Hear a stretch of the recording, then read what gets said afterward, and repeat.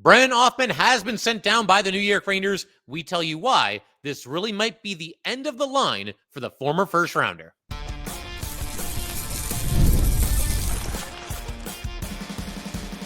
You're Locked on the New York Rangers, your daily podcast on the New York Rangers.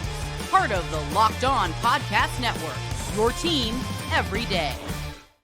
Welcome back, Blue Shirts fans, to episode number 1417 of the Locked On New York Rangers podcast. I'm your host, John Chick. Just want to thank you guys, as always, for making Locked On New York Rangers your first listen every day. We are free and available on all platforms, including YouTube. And today's episode of Locked On New York Rangers is brought to you by FanDuel. Download the FanDuel app right now by visiting FanDuel.com and win $300 in bonus bets if your first $5 bet wins. And we are, of course, part of the Locked On Podcast Network, your team every day. So we got a lot to do here today. We are going to certainly get into the discussion of Jaroslav Chmelar being called up by the New York Rangers. He has a chance to make his NHL debut, and we'll talk about whether or not that's likely to happen. Also going to be giving some injury updates to both Vincent Trocheck and Gametime, but we begin, of course, with the breaking news, or somewhat breaking news, that Brennan Othmann has indeed been demoted by the New York Rangers, has indeed been set back down to the Hartford Wolfpack. And as I mentioned just a second ago, there's a chance, and we can debate how big of a chance or how small of a chance, but the chance is certainly there that Brennan Othmann has played his final game as a member of the New York Rangers. This really might be the end of the line. This little call-up here might have been his last chance to really kind of stake his claim and stick on the Rangers NHL roster. You've got a guy here that was a former first-round pick. It's somebody who I think struggled in the rookie series during the offseason here, as well as the preseason in general. This is someone who was sent back down, or I suppose we should say cut by the Rangers quite a bit sooner than I think a lot of us expected. You know, coming into training camp, I think a lot of us were at least somewhat hopeful that Othmann could make the team out of camp. And obviously that didn't happen. And like I just mentioned, he was sent down pretty early in the game. So the Rangers knew earlier than most that he was not going to be on this team, at least when it came to the opening night roster. And you would think the Rangers would have him hang around for a little bit longer than they did in the preseason, if for no other reason than just to convince teams that you still look at him favorably and you still believe in him, and you, I guess in theory, would have a little bit more leverage in trade talks. But I, to be honest, as I'm saying all that, I'm not so sure how far that leverage honestly would go. But the bottom line, it's been a struggle for Brennan Othmann, and he hasn't often been able to crack the Rangers roster, even a Ranger roster that has dealt with some injuries to both Vincent Trocheck and Matt Rempe. You know, that opens up a couple of, forward spots, and a Ranger roster that coming into the season and even now is certainly at least somewhat lacking in depth. I know we're feeling a little bit better because this team has won 3 in a row. Be that as it may, it looks like there's been a spot ripe for the taking for Brennan Othmann, and he really just hasn't been able to claim it. And even in the past, when he has stuck on the Ranger roster for a decent amount of time, the results overall just have not been good. I mean, 26 career NHL games to date for Brennan Othmann, 0 goals, 2 assists, +6 while averaging 9 minutes, 58 seconds of ice time, also 51 hits and 8 blocked shots. But somebody that just hasn't really been able to take the bull by the horns when he's been up with the Rangers, and somebody whose defense I think continues to be a pretty glaring issue, for his chances of ever sticking with the Rangers at the NHL level. The funny thing is that, well, I guess it's not really that funny, but we in the past have also pondered this question, and I'll throw out there again. Has Brennan Othmann played his final game as a member of the New York Rangers? It's certainly at least possible. The first time that I really began thinking this was this offseason when he didn't make the team out of training camp and he was cut really early in the game. So I kind of had that inkling at the time. And then certainly once we found out that Chris Drury and the Rangers were at least open for business when it came to Brennan Othmann and when it came to a team that might look to trade for him, certainly that suggested that he could be nearing the end of the line. And I mean, obviously he still has not been traded to date, but you were starting to feel at that point that a deal could be at least somewhat imminent, and it hasn't come to fruition as of late. But we had that feeling then, and I've got that feeling now, maybe more so than I ever have in the past, that this really might be it. I mean, there's no guarantees. Maybe he comes back up to the Rangers, a handful of games from now, but there is certainly that possibility that he's played his final game. Because think about it. Right now, he gets called up to the Rangers. He plays in one game, doesn't really go very well, He passed on a shot that he definitely should have taken against the Flames and then wasn't able to get back on the same shift defensively to get into position and prevent the Flames from scoring a goal. As a result of that, or at least partially as a result of that, Brennan Othmann was a healthy scratch for what turned out to be 3 consecutive games, and then he's sent back down. And so he was not able to stick in a lineup that, again, is missing Vincent Trocheck, is missing Matt Rempe, and has a bunch of career veteran journeymen in the lineup. No disrespect to any of those players, but that's the truth. I mean, guys like Brodzinski and Parson and Sheary and Radish has surprised everybody by leading the team in goals thus far. But you look at that lineup, I mean, it was right there for Brennan Othmann. If he's not going to crack the lineup now, then when's it going to happen?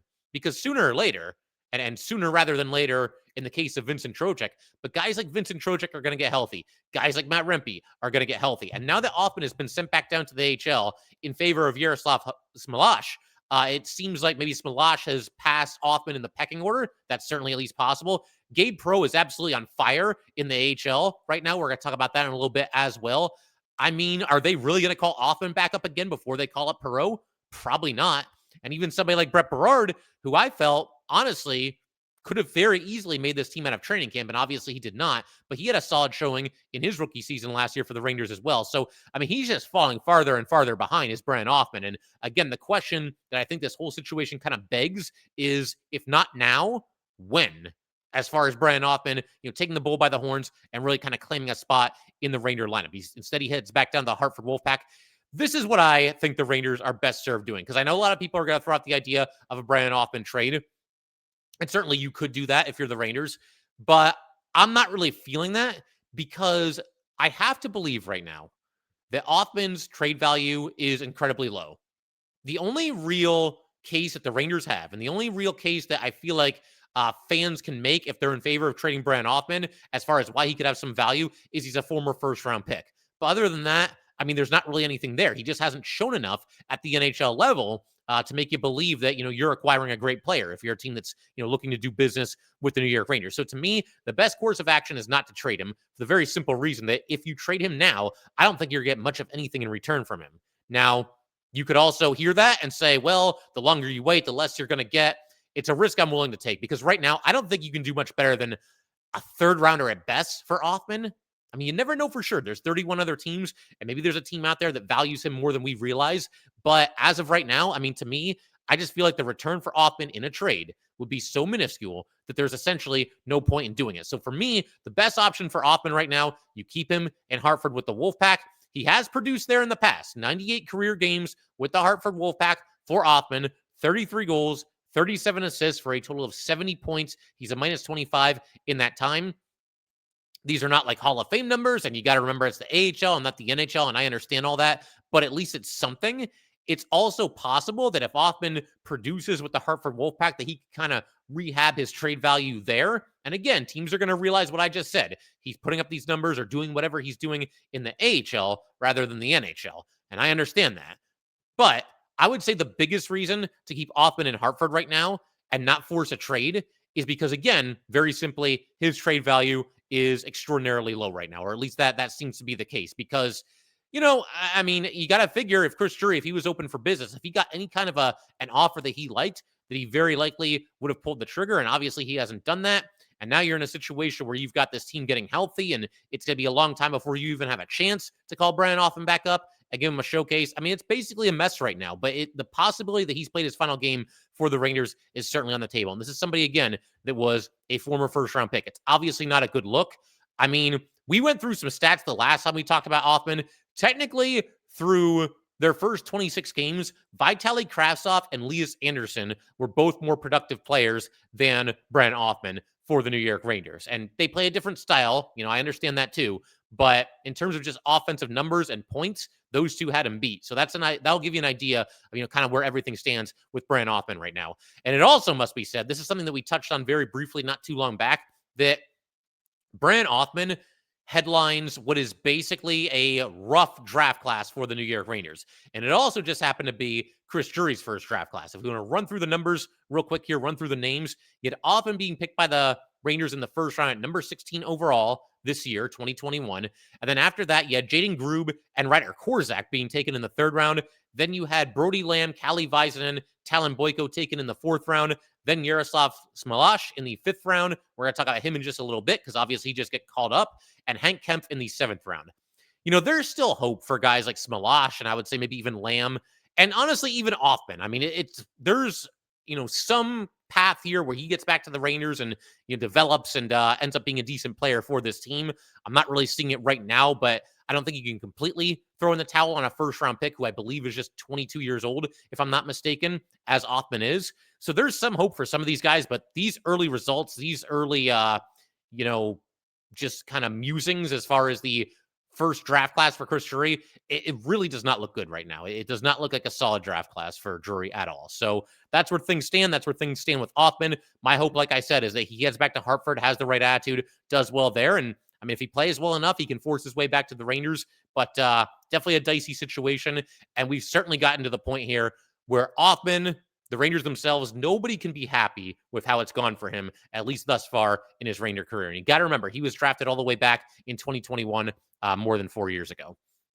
But in just a second, going to shift gears a little bit. We're going to talk about Jaroslav Chmelar. He was called up to essentially take the place of Brennan Othmann. What does he bring to the table? Will we see him make his NHL debut on Tuesday against the Canes? We'll talk about all that and more in just a second.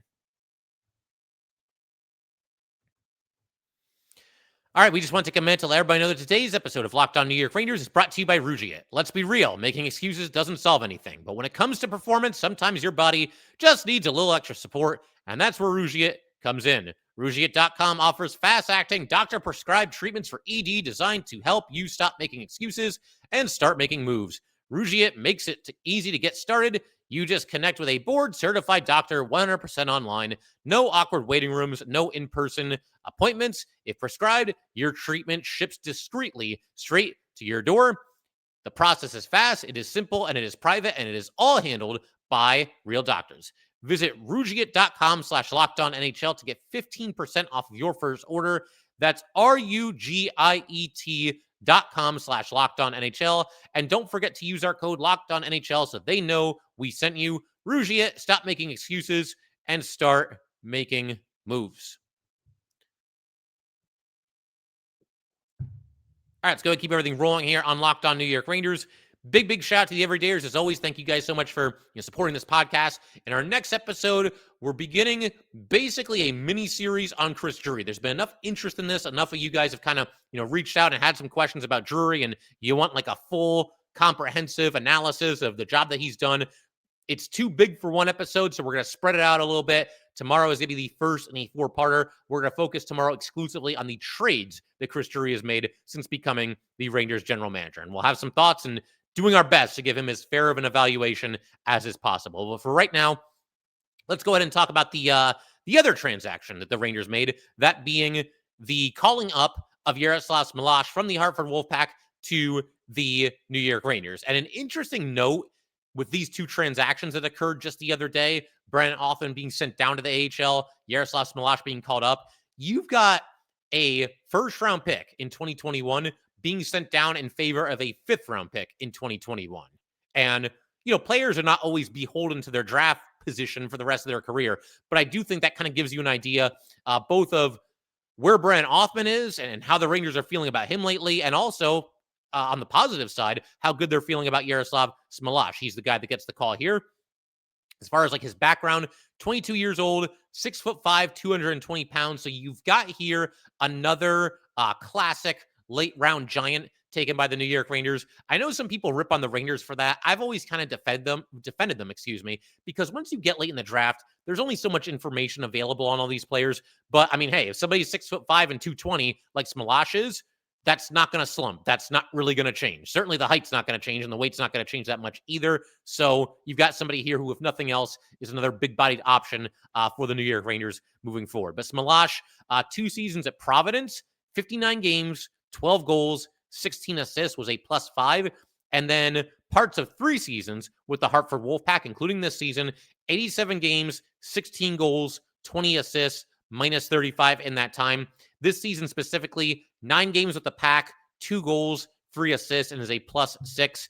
So his point production, and granted, it's a small sample size, but his point production, 5 points in 9 games, that's a little bit higher than what we've seen from Smolash, both in college as well as his first couple of seasons there with the Hartford Wolfpack.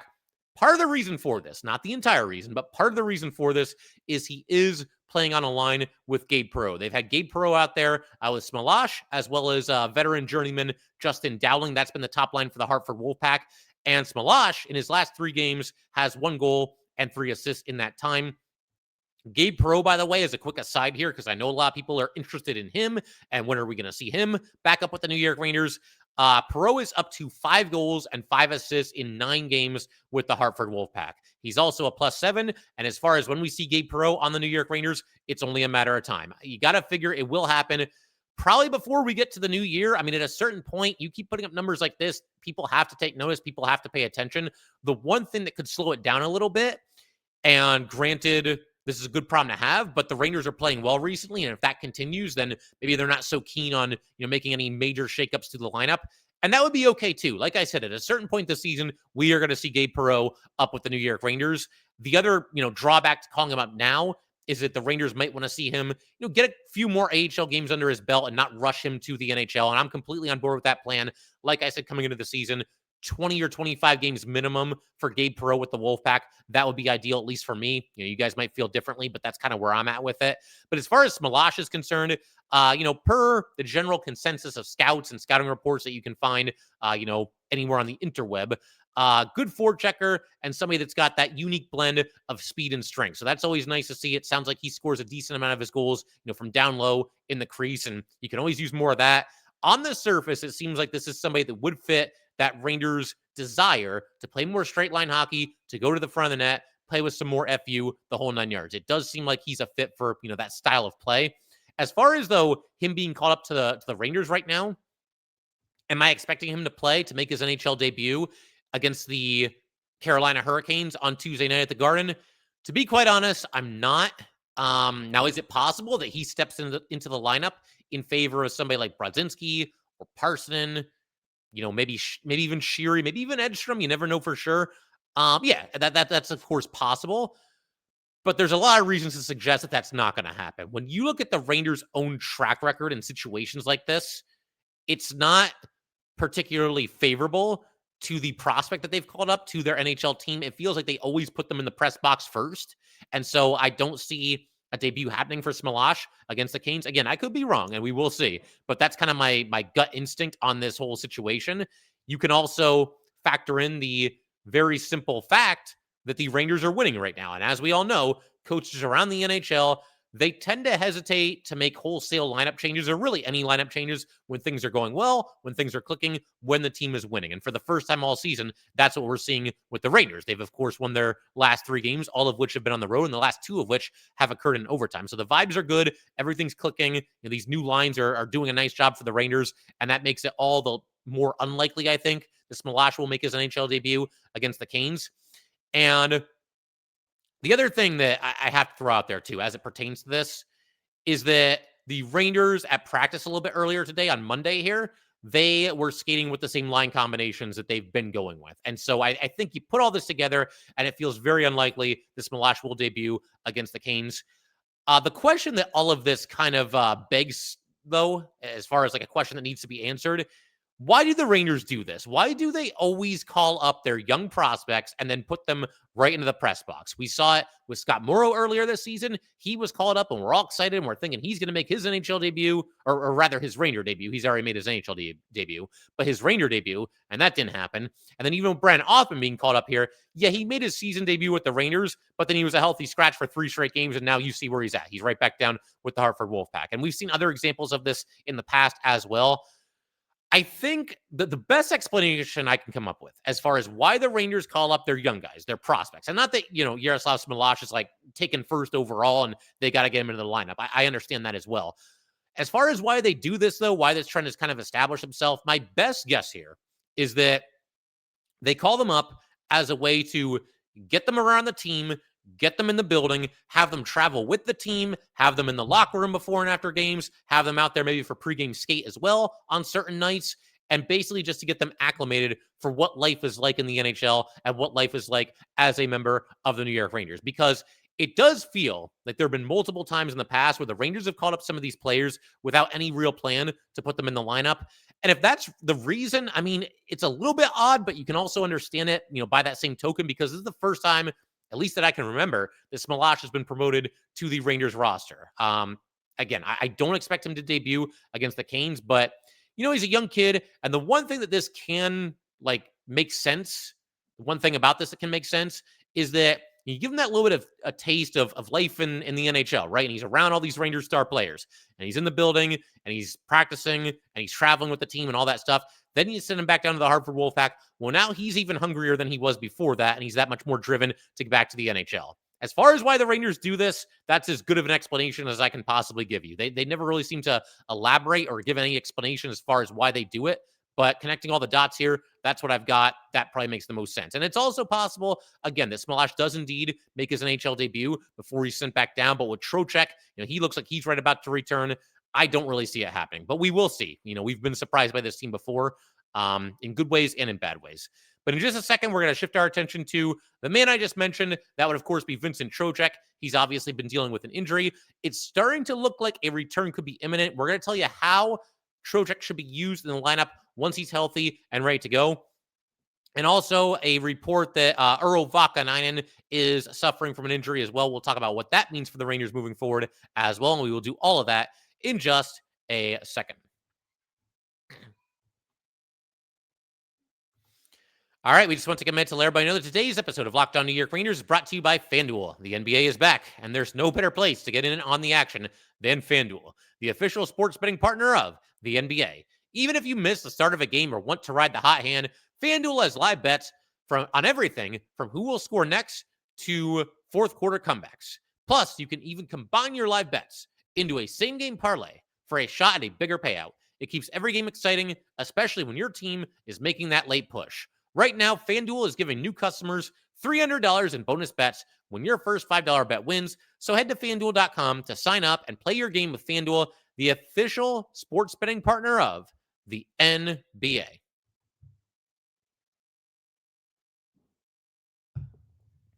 All right, let's go ahead and wrap up today's episode of Locked On New York Rangers by talking a little bit about some recent injury news, Vincent Trocheck and Urho Vakanainen. There's actually not injured, but there's been some news about Will Cooley, and we may have an explanation why he was off to such a slow start this season. It sounds like he was under the weather for a while, and he's feeling better lately and obviously playing a heck of a lot better as well. But we begin this section, of course, with Vincent Trocheck.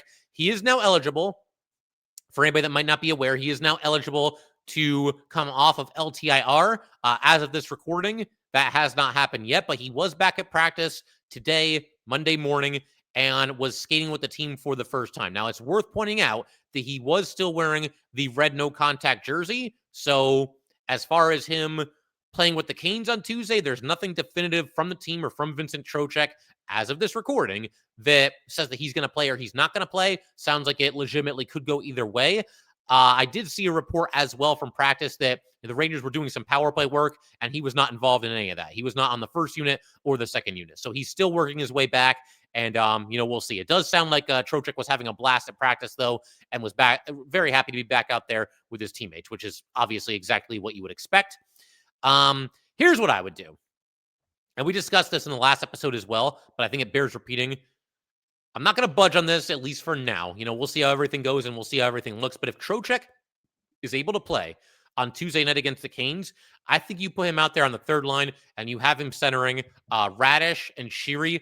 I would leave the rest of the lineup as is. We've got the top line, of course, of JT centering Mika and Panarin. And that line is yet to really deliver at even strength. Miller's been involved in a couple of overtime winners, so that's been awesome to see. But I still feel like that line has looked good. I still feel like they've looked dangerous. And, Sullivan was talking about this too. The idea was to kind of super stack that line and get everybody going, and maybe that line will score a whole bunch of goals. And again, I think they've played well, but a lot of the goals are coming from some of the other lines. And the concern when you stack your top line like that is, okay, is there enough left to fill out the rest of the lineup? Well, so far, the answer to that question is yes, because you've got the second line. I think these guys look really good. Laba centering Lafreniere and Will Cooley. They've, accounted for some goals in some recent games as well. And for that reason, If it's up to me, and very clearly it's not, but if it's up to me, I'm starting Vincent Trocheck on the third line when he comes back into the lineup. Right now, the Rangers have found a good thing. They've found their mojo for the first time all season. They've got their first 3-game winning streak. Some of these depth lines, like I was just talking about, have really seemed to, find chemistry and hit their stride a little bit. And I'm just not willing to break that up. Everything clicked for this Ranger team when they shuffled their lines in the middle of a game. So I'm not going to throw a monkey wrench into that right away. You start Vincent Trocheck on the third line between, like I said, Radish and Sheary, and you can move him up in the lineup on an as-needed basis. But for right now, and there's something to be said for that too. You can spread out the wealth a little bit, right? That's something that the Rangers tried to do at points this season. Then they stack the top line, but you get Vincent Trocheck back and you put him on the third line. All of a sudden now, like I was talking about in the last episode, the Rangers, lack of depth or their supposed lack of depth, it really doesn't look quite as bad. You've got multiple players who are playing their best hockey of the season thus far, and you're getting Vincent Trocheck back in the lineup. So all of a sudden, it doesn't look so bad when it comes to their depth. You could always use more of it, and the Rangers aren't alone there. I really do feel like every team in the AHL in one way or another probably feels like they could use some more depth, but it doesn't look quite as paper thin, the Ranger lineup, as it did certainly, earlier in the season, going into the season, for sure. But look, whenever Trocheck gets back, I think we're all going to welcome him with open arms. It sounds like his teammates have already done exactly that. Tremendously important player for this team. Does all kinds of work on the power play as well as the PK. Often leads the Ranger forwards in time on the ice. Very versatile player. One of those guys that I think you can count on to adopt that mantra of playing with some FU. This guy is not averse to getting in your face, trying to get under your skin, mixing it up after the whistle. He lives for that kind of stuff, Vincent Trocheck does. So he'll step right back in and he'll fit that mantra, I think, as well or better than just about anybody on this roster. Something else I'll throw out there, and I know I just got done saying how I would put Trocheck on the third line and I wouldn't mess with the top 6, and I'm going to stand by that. But at a certain point, a move that you have, if you're the Rangers, you kind of have this in your back pocket, is reuniting Trocheck with Panarin. Now, again, I would not do that right away, but Panarin hasn't quite looked like himself thus far this season. I mean, he gets his points here and there, but he hasn't really been dominating games the way that we've seen in the past. And Trocheck's been his guy. He's been his right-hand man for the last handful of seasons here with the New York Rangers. So if at a certain point, things go stale or you're not getting enough from Panarin or Trocheck looks like he could use a boost, you can put the two of them back together. Again, to reiterate and make clear, don't want that to happen right away. I like the top 6 the way it is, but that's a move you can always go to if you need to somewhere, down the road here. Speaking of Rangers who are injured, you've got Urho Vakanainen. He apparently is dealing with a lower body injury. It's obviously something to keep an eye on. I got to figure that if Vakanainen can't go on Tuesday against the Canes, that you're going to see Matthew Robertson certainly step back into the lineup. That would be the silver lining here. And again, I would never want anybody to get injured. I won't wish that on anybody, much less a player on the New York Rangers. But the one silver lining there is Matthew Robertson gets back into a game, which is something that I would like to see. Robertson was very, very shaky in the game against Calgary, but so was the entire team. And I was kind of surprised that cost him his spot in the lineup. And of course, he comes out of the lineup. The Rangers have won 3 in a row. As we just got done talking about, coaches don't like to make changes when the team is winning and everything is clicking. But I did not expect this to happen. I did not expect Robertson to pay the price for a little bit of a rough game against Calgary and then be out for the next 3 games. But honestly, I feel like it's time for Robertson to draw back in. Winning, losing, whatever it might be. To me, and it's not that Vakanainen's been terrible or anything like that, but to me, Robertson has outplayed him at least by a little bit. And it's time for him to get a game. So we'll see how it goes. But the bottom line, if Vakanainen is injured and in any way compromised, then there's really no reason to put an injured Urho Vakanainen onto the lineup, especially when you can make a case that putting Robertson out there is actually an upgrade, whether Vakanainen is injured or not. So I'm hoping that Robertson gets a game, but I'm also hoping, obviously, that, Vakanainen is okay, because I think he's played fairly well the last handful of games. The other bit of news, not really an injury news per se, but Will Cooley has been under the weather up until the most recent 3 or 4 games. This is per a tweet from Colin Stevenson a little bit earlier today.